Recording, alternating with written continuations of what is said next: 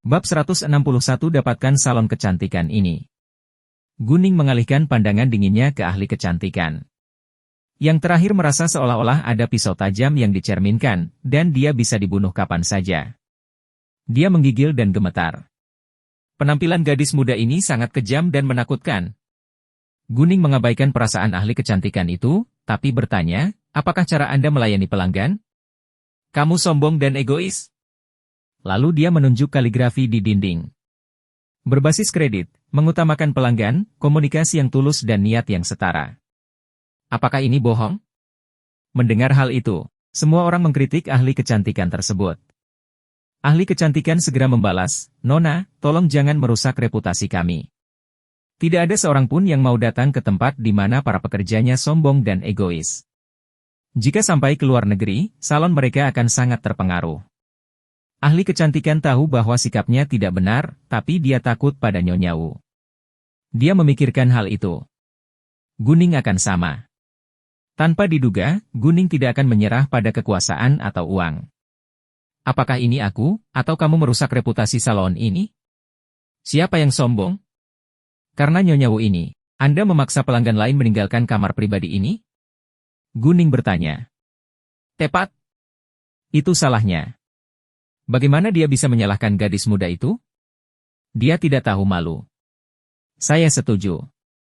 Saya sangat terkesan dengan sikap pelayanan mereka di sini, tapi sepertinya saya salah. Saya sangat kecewa. Saya tidak akan datang ke sini lagi. Saya tidak ingin disingkirkan secara tiba-tiba, hanya karena Nyonya Kaya datang. Beberapa pelanggan di sekitar mereka juga merasa kesal. Tidak banyak wanita kaya seperti Nyonya Wu, jadi kebanyakan dari mereka tidak menyukai orang kaya. Ahli kecantikan itu tidak berdaya saat ini. Dia tahu bahwa dia menyebabkan lebih banyak masalah. Jika Nyonya Wu ini datang lagi, saya tidak akan datang ke sini lagi, kata seorang wanita. Mendengar itu, Nyonya Wu menjadi marah. Mengapa? Anda bukan pemilik salon ini. Mengapa saya tidak bisa datang? Saya pikir Anda semua iri dengan kekayaan saya. Nyonya Wu langsung pada intinya, dan semua wanita tutup mulut. Tentu saja mereka tidak mau mengakuinya.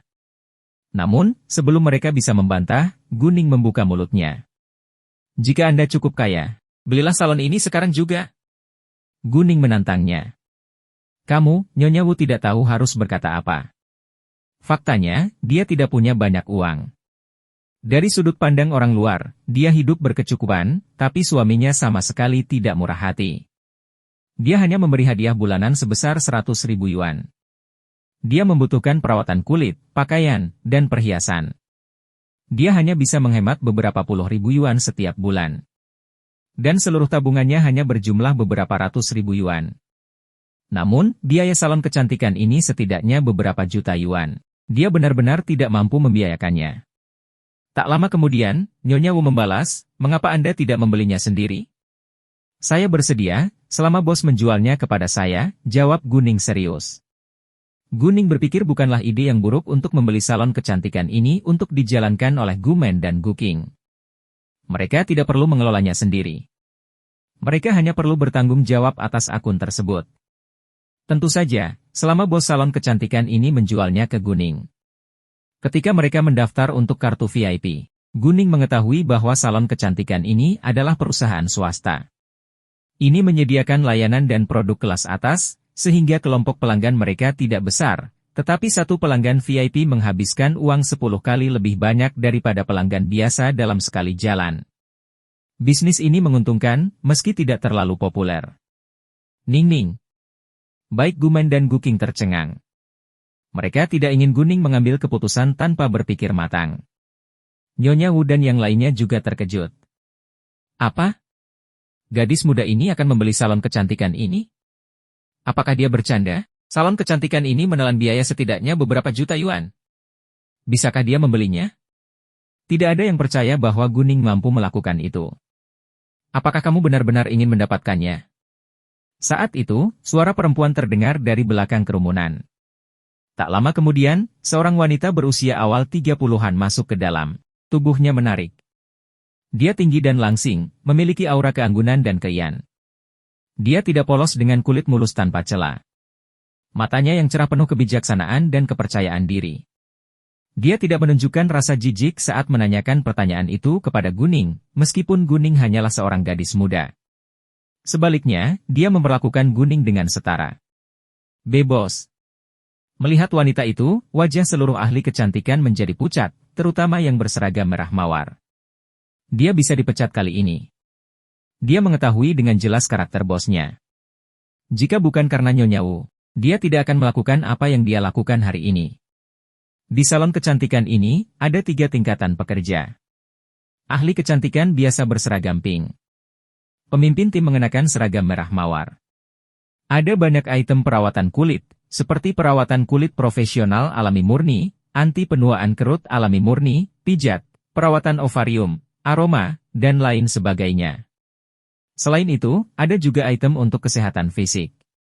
Tidak semua ahli kecantikan mampu menangani semua item tersebut. Mereka memiliki kekuatan masing-masing dari orang ke orang, jadi mereka dibagi menjadi beberapa tim. Di atas pemimpin tim adalah para manajer. Para manajer mengenakan seragam putih. Secara kebetulan, manajer yang bertugas hari ini telah meminta izin. Kalau tidak, kekacauan seperti itu tidak akan terjadi. Bos wanita itu mengabaikan stafnya, tetapi melihat ke arah Guning bertanya lagi, "Nona, senang bertemu dengan Anda. Saya bos salon kecantikan ini, Yuna. Apakah Anda yakin ingin membeli salon saya? Apakah kamu bersedia menjualnya?" Guning bertanya. "Kalau kamu mau membelinya, aku akan menjualnya," jawab Yuna dengan tulus. "Tentu, saya akan membelinya," jawab Guning dengan sigap.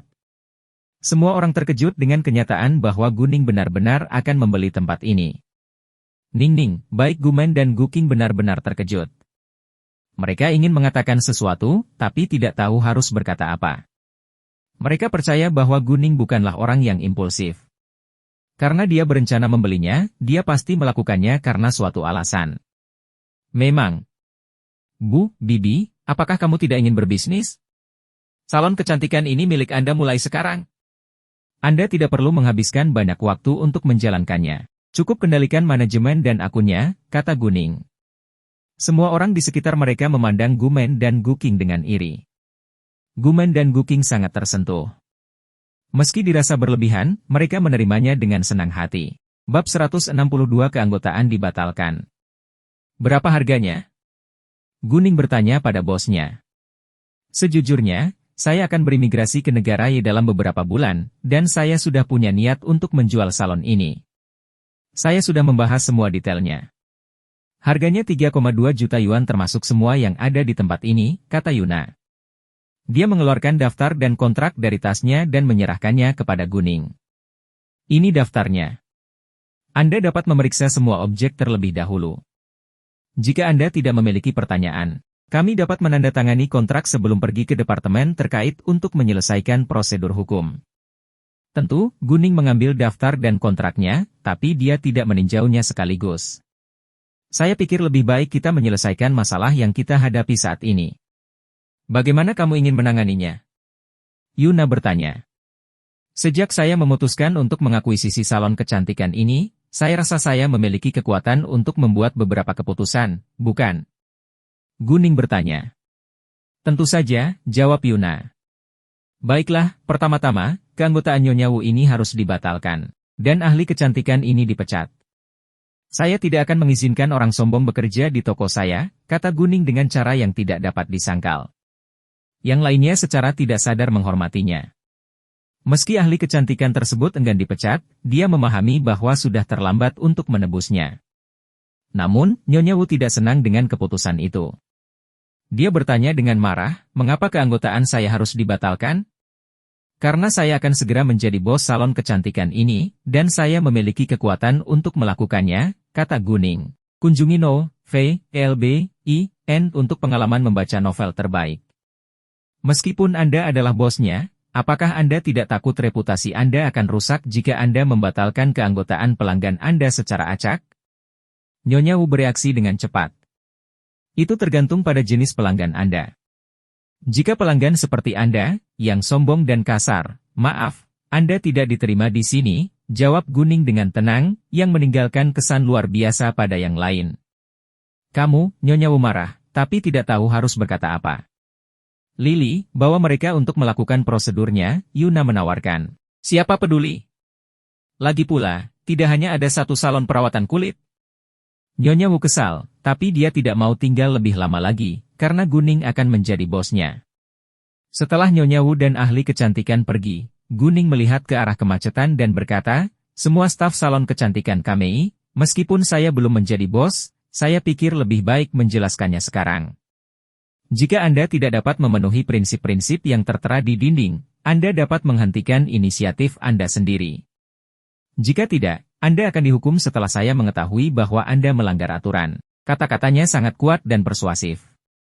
Tidak ada yang mengira bahwa dia hanyalah seorang gadis muda, tetapi lebih merupakan seorang pengusaha wanita yang sukses. Dalam waktu singkat, semua orang mengagumi Guning. Secara umum, seluruh staf di sini sangat baik. Hanya sedikit dari mereka yang merupakan kambing hitam. Yuna menatap Guning dengan penuh penghargaan. Gadis muda ini memang tidak biasa. Tentu saja, selama Anda mematuhi aturan, bekerja keras, saya tidak akan memperlakukan gaji Anda dengan tidak adil, tambah Guning. Dan seluruh pelanggan di sini, ini adalah tempat yang menghargai kesetaraan. Tidak peduli apakah Anda berasal dari keluarga kaya atau berkuasa, harap tunjukkan rasa hormat satu sama lain. Tolong perlakukan orang lain sebagaimana Anda ingin diperlakukan, kata Guning. Sedetik kemudian, Guning melanjutkan, setelah saya menandatangani kontrak dan menyelesaikan prosedur hukum, ibu saya, Gumen, dan bibi saya, Guking, akan menjadi bos salon kecantikan ini. Mohon diperhatikan, terima kasih. Selamat, semua pelanggan berkata. Mereka semua sangat memuji apa yang telah dilakukan Guning hari ini. Kekacauan telah teratasi. Dan semua pekerja kembali bekerja. Guning kemudian membawa Gumen dan Guking untuk memeriksa benda-benda di daftar dan rekening. Sementara itu, Yuna juga mengingatkan para staf di Kamei Beauty Salon untuk bekerja dengan baik. Dia percaya pada Guning, dan berharap orang lain akan melakukan hal yang sama. Menghadapi Yuna, semua orang percaya dan setuju dengannya. Dengan kemampuan luar biasa Guning, dia menyelesaikan semua daftar dan akun dalam waktu setengah jam. Tidak ada yang salah. Yuna cukup terkejut dengan efisiensi Guning. Dia bertanya, wow, kamu sangat efisien. Apakah semuanya baik-baik saja? Saya pandai membaca dan menghafal, jawab Guning. Dia tidak pamer, tapi membuktikan kualifikasinya pada saat yang tepat. Kamu pasti murid yang hebat, kata Yuna. Kamu benar, jawab Guning. Yuna tersenyum. Dia sekarang lebih menghargai Guning. Dia pasti gadis yang luar biasa. Baiklah, ini hampir jam 11 pagi. Kita harus menyelesaikan prosedurnya sebelum departemen tutup hari ini, Yuna melihat jam dan berkata. Meski hari Minggu, Biro Perindustrian dan Perdagangan serta Administrasi Perpajakan Negara masih buka. Mereka pergi ke Biro Perindustrian dan Perdagangan untuk mendaftarkan informasi perubahan hak milik, dan kemudian pergi ke Administrasi Perpajakan Negara untuk mendaftarkan informasi ekuitas. Yuna mengenal seseorang yang bekerja di kedua departemen tersebut, jadi sangat lancar bagi mereka untuk menyelesaikan semua prosesnya. Mereka menyelesaikannya sebelum jam 12 siang. Badan hukumnya adalah Gumen, yang menguasai 51% saham. Satu-satunya pemegang saham adalah Guking, yang menguasai 49% saham. Baik Gumen maupun Guking merasa seperti berada dalam mimpi bahkan setelah mereka menyelesaikan prosesnya. Itu terlalu bagus untuk menjadi kenyataan. Mulai saat ini, merekalah yang menjadi bos salon kecantikan ini. Itu terjadi terlalu cepat bagi mereka untuk bereaksi. Apa yang kami lakukan hari ini adalah satu-satunya kasus yang dapat saya selesaikan dengan begitu cepat. Terima kasih, Nona Gu, kata Yuna pada Guning. Tidak mudah untuk bertemu pembeli seperti Guning yang langsung setuju untuk menyelesaikan kesepakatan. Pembeli lain biasanya akan berusaha semaksimal mungkin untuk menawar. Pengusaha selalu menghargai manfaat. Meskipun Guning setuju untuk membeli salon ini tanpa penundaan, Yuna tidak berpikir bahwa dia tidak tahu apa-apa tentang bisnis ini. Guning sendiri adalah orang yang murah hati. Nona bantuan Yu, saya harus berterima kasih atas Anda. Saya membutuhkan salon ini juga, jawab Guning. Sekarang jam 12 siang. Kita perlu merayakan kesepakatan hari ini. Kenapa kita tidak pergi makan siang bersama? Itu ada pada saya. Yuna mengundang. Bab 163 Yumixi meminta bantuan. Bagus, Guning tidak ragu-ragu, tapi setuju dengan sigap. Setelah makan, mereka saling berpamitan. Gumen dan Guking kembali ke salon kecantikan untuk memperkenalkan bisnis ini. Guning tentu saja mengikuti mereka kembali. Yuna memberitahu Guning dan keluarganya bahwa sebagian besar staf yang bekerja di salon kecantikan Kamei adalah orang-orang baik, kecuali beberapa dari mereka yang sombong. Yuna tidak yakin mereka akan mematuhi aturan, jadi dia mengingatkan Guning untuk lebih memperhatikannya. Salon kecantikan Kamei sekarang menjadi milik Gumen dan Guking, jadi mereka harus mengurusnya sendiri. Gumen selalu lembut dan baik hati. Guning khawatir dia tidak akan berani mengkritik staf jika mereka melakukan kesalahan. Oleh karena itu, Guning membujuk ibunya untuk menyatakan dengan tegas jika diperlukan. Jika staf Anda tidak takut sama sekali, tim tidak akan bisa bekerja secara efisien. Guning juga menyuruh ibunya untuk tidak ragu meminta bantuannya jika dia memohon. Guning dan keluarganya meninggalkan salon kecantikan 2 jam kemudian, tapi mereka tidak kembali ke rumah. Mereka malah pergi ke pusat dunia-dunia. Sejak Gumen dan Guking mulai menjalankan bisnis, mereka tidak bisa berpakaian terlalu santai. Guning berencana membelikan beberapa pakaian formal. Masing-masing dari mereka membeli 3 pengaturan dan rok profesional yang dipadukan dengan sepatu hak tinggi dan tas. Mereka menghabiskan sekitar 100.000 yuan untuk itu. Gumen dan Guking enggan mengeluarkan uang sebanyak itu untuk membeli pakaian, tapi itu penting untuk pekerjaan, jadi mereka setuju untuk melakukannya. Begitu Guning dan keluarganya sampai di rumah, teleponnya berbunyi. Peneleponnya adalah Yumixi. "Hai, Mixi," kata Guning. Yumixi menangis, "Ning, tolong bantu aku." Buku pingsan. Ada tumor di otaknya. Mereka mengatakan bahwa dia memerlukan operasi pengaktifan sekarang, tetapi biayanya hampir 200.000 yuan. Keluarga saya tidak mampu membelinya. Bisakah kamu meminjamkanku uang? Guning adalah satu-satunya harapan Yumixi. Tabungan keluarganya paling banyak berjumlah beberapa puluh ribu yuan. Itu jelas tidak cukup. "Apa? Kamu berada di rumah sakit mana saat ini?" Guning segera bertanya. "Rumah sakit nomor 3. Kami berada di ruang pasien nomor 510 di bagian rawat inap," jawab Yumixi. "Jangan khawatir. Saya akan segera sampai ke sana," kata Guning. Dia menutup telepon dan segera keluar. Guning cukup beruntung bisa naik taksi begitu dia meninggalkan rumah mewah Feng Hua, tetapi rumah sakit nomor 3 agak jauh darinya. Setidaknya butuh 30 menit untuk sampai ke sana. Guning takut menunda waktu perawatan ibu Yumixi, jadi dia segera menelepon teman-temannya untuk meminta bantuan. Guning mengeluarkan teleponnya memanggil Chu Peihan. "Hai, Guning," orang yang menjawab panggilan itu bukanlah Chu Peihan, tapi Chu Xuanfeng. "Peihan tidak." Sebelum Chu Xuanfeng selesai, dia diinterupsi oleh Guning. "Aku memanggilmu." "Apa?" Chu Xuanfeng terkejut. Guning menambahkan, "Apakah Anda mengenal seseorang yang bekerja di rumah sakit nomor 3? Ibu Yumixi pingsan. Ada tumor di otaknya, dan dia perlu operasi pengangkatan sekarang. Keluarga Yumixi tidak punya banyak uang, sehingga mereka tidak mampu membiayai operasinya. Saya sedang dalam perjalanan ke rumah sakit sekarang, tetapi saya baru bisa sampai di sana setidaknya 30 menit kemudian. Saya tidak ingin Ibu Yumixi menunggu operasinya. Bisakah Anda membantu saya membiarkan Ibu Yumixi melakukan operasi terlebih dahulu? Saya akan membayarnya begitu saya tiba." "Tentu saja, siapa nama ibunya?" Chu Xuanfeng bertanya. "Entahlah, tapi mereka menginap di kamar pasien nomor 510 di bagian rawat inap." "Yumixi juga ada di sana," jawab Guning.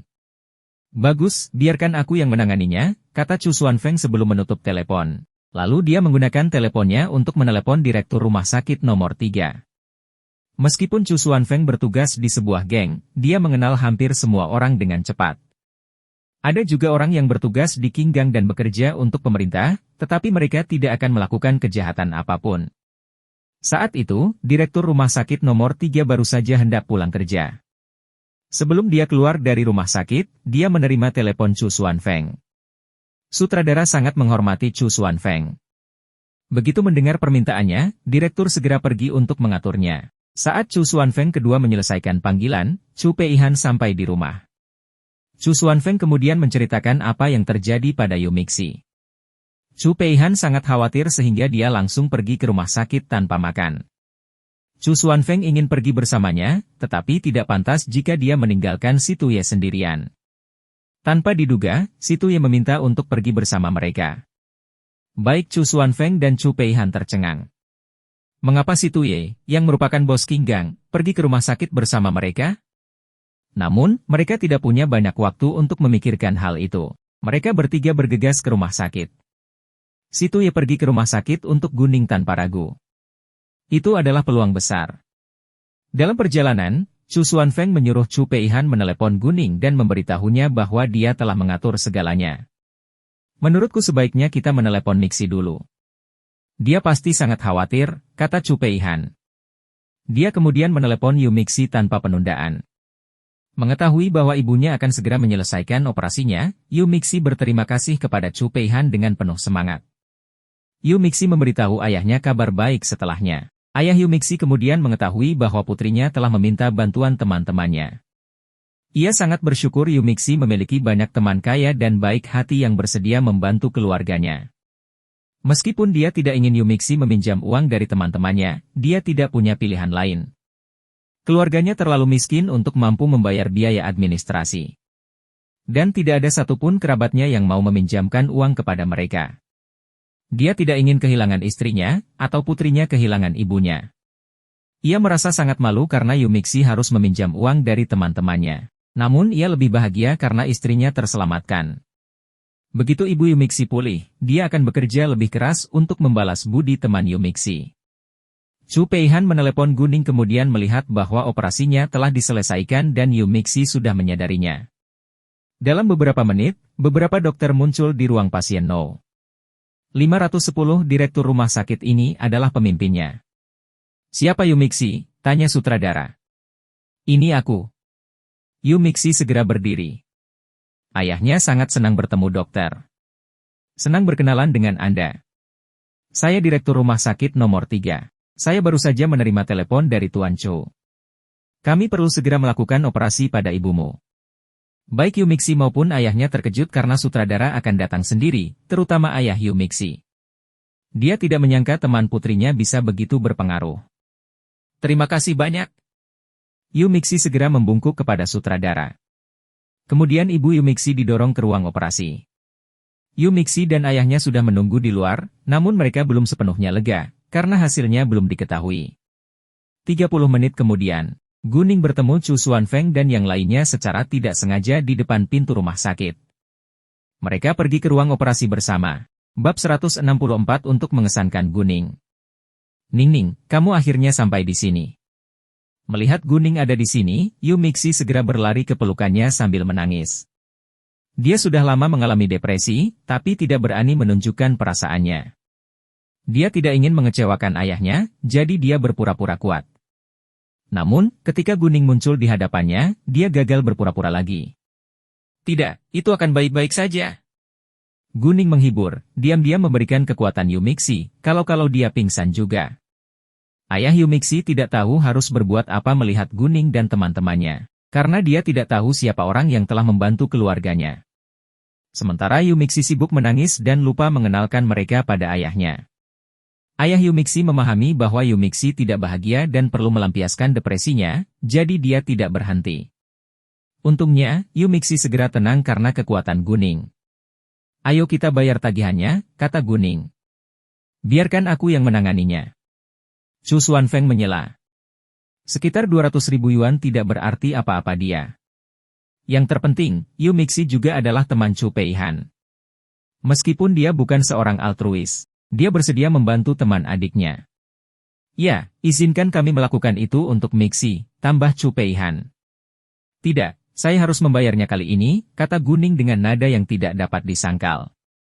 Yu Mixi mengubahnya sejak awal karena suatu alasan, karena mereka adalah teman terdekat. Akan lebih mudah baginya untuk meminta bantuan dari Guning. Selain itu, Yu Mixi sudah terbiasa bergantung pada Guning, sehingga Guning memutuskan untuk menjadi pendukung kuatnya. Melihat Guning begitu bertekad, mereka tahu bahwa tidak ada ruang untuk berdebat dengannya. Jadi mereka tidak memaksa. Terima kasih banyak. Ayah Yumixi hampir menangis dengan air mata berlinang. Dia bahkan ingin berlutut pada Guning.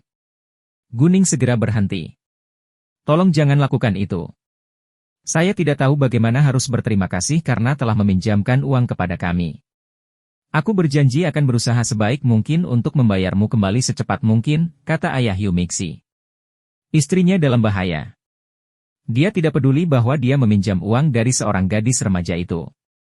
Pembaruan DFRM Novel B, I, N, C, O, M, tolong jangan khawatir tentang itu. Selama Ibu Mixi bisa sembuh, saya bisa menunggu. Guning sebenarnya tidak berniat membiarkan mereka membayarnya kembali, tapi dia tidak ingin menyakiti martabat ayah Yumixi. Setelah itu, Yumixi bersama Guning pergi membayar tagihan.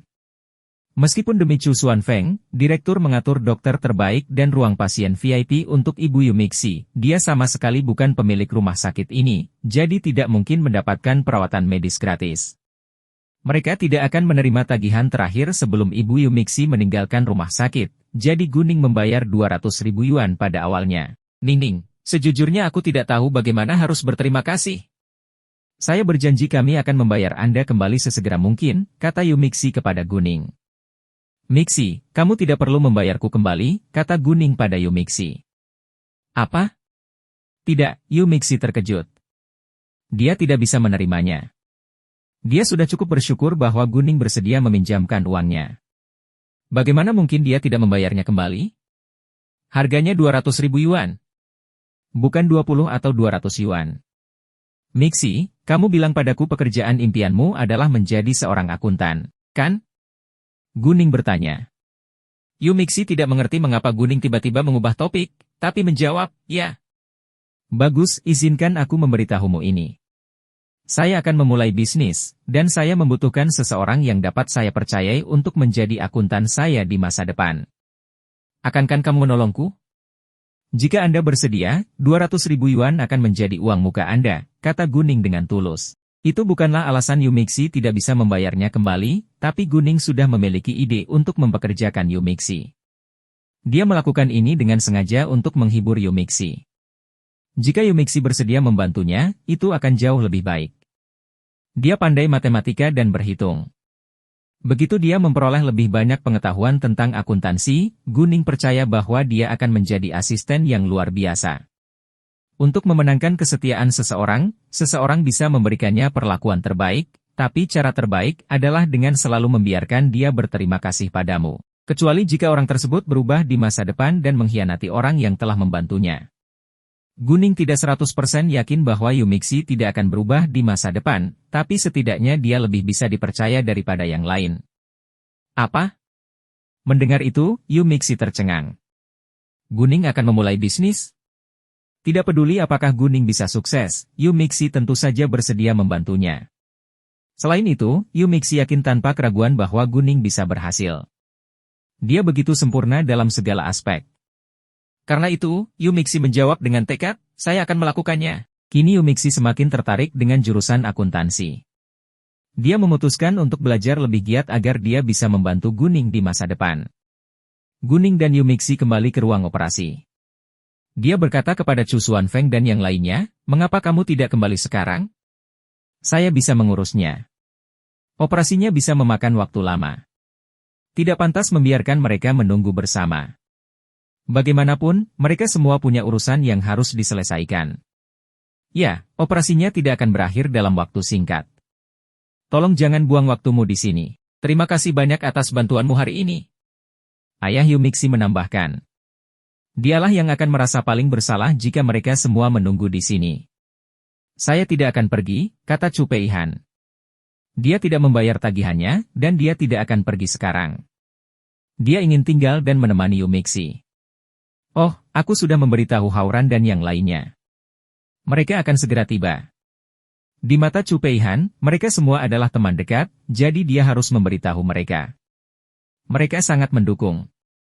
Jika dia tidak memberitahu mereka, mereka akan marah jika mengetahuinya nanti. Guning tidak mengatakan apapun. Itu bukan hal yang buruk, tapi Yumixi sedikit malu, karena dia tahu anak laki-laki itu tidak akan datang dengan tangan kosong. Karena mereka akan datang, Yumixi tidak bisa menghentikan mereka. Bagaimanapun mereka adalah teman baik. Chu Xuanfeng tidak bisa membuat keputusan sendiri. Dia melihat ke Si Tuye. Mari kita tunggu sebentar, kata Si Tuye. Baik Chu Xuanfeng dan Chu Peihan sangat terkejut. Sejak kapan Si Tuye menjadi begitu baik dan lembut?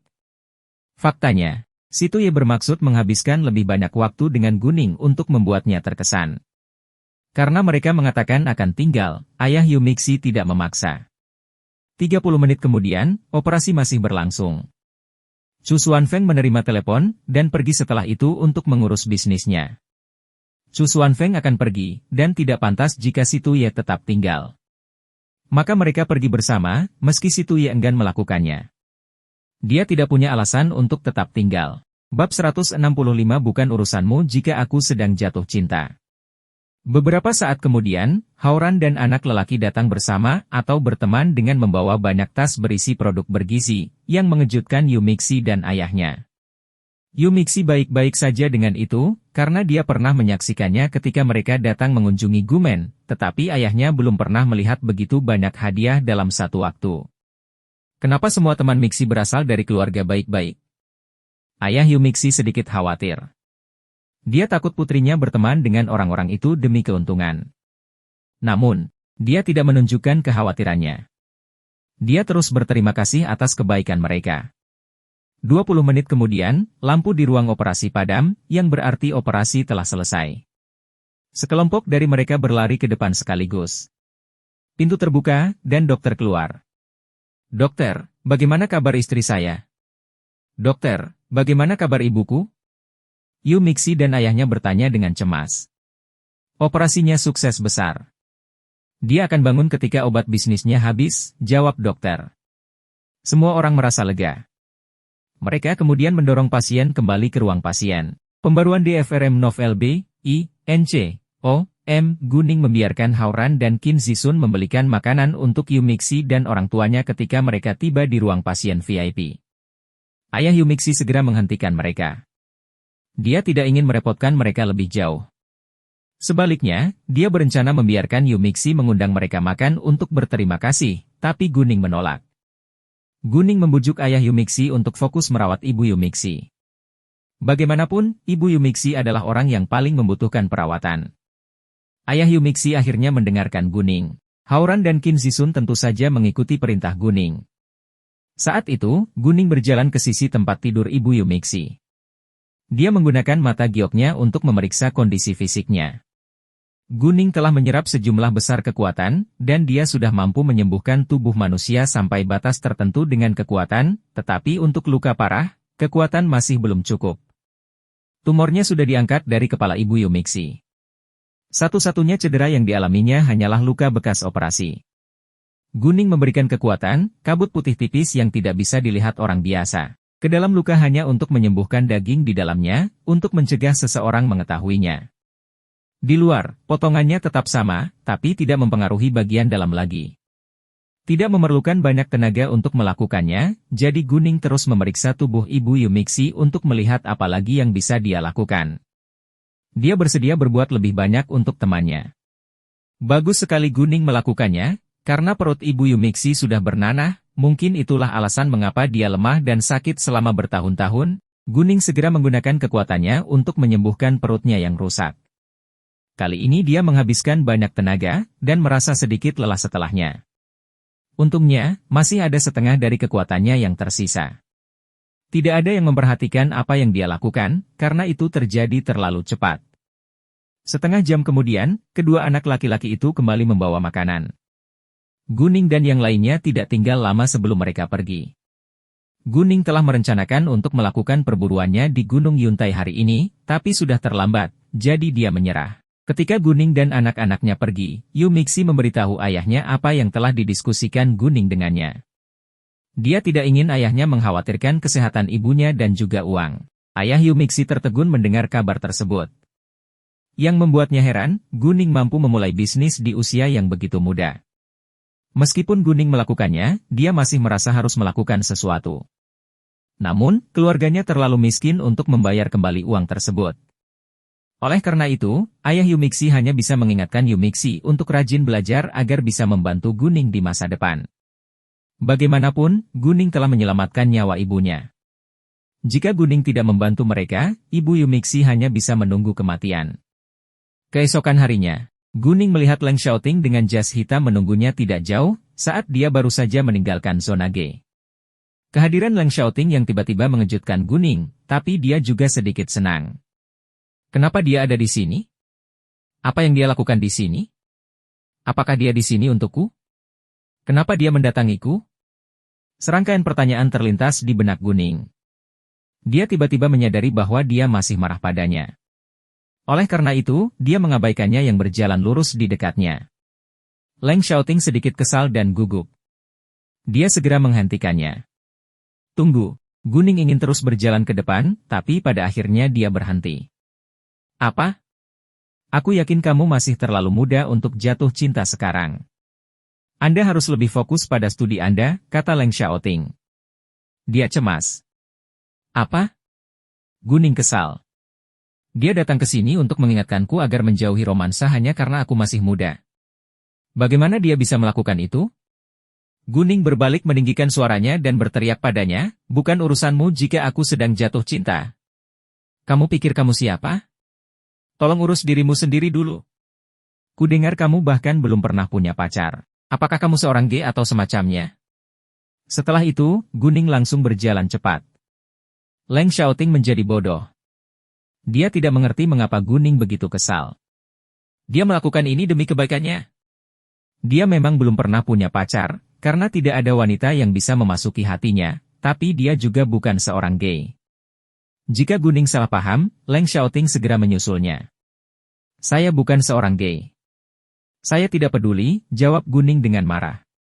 Saya sebenarnya bukan seorang gay, lanjut Leng Xiaoting menjelaskan. Sudah kubilang aku tidak peduli, kata Guning. Dia tiba-tiba berhenti, tetapi tidak menyangka Leng Xiaoting ada tepat di belakangnya.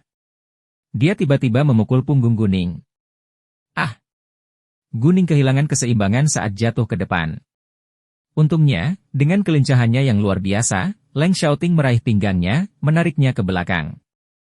Punggung Guning sekali lagi mengenai dada berotot Leng Xiaoting. Dan, dia tidak sengaja menyentuh bagian sensitif pria itu. Ia bahkan bereaksi. Keduanya mengubah wajah mereka. Meskipun Guning telah bersama Qi Ziwei selama 4 tahun dalam inkarnasi sebelumnya, mereka tidak pernah tidur bersama, jadi Guning masih menjadi perawan. Mengenai Leng Xiaoting, dia juga benar-benar perawan.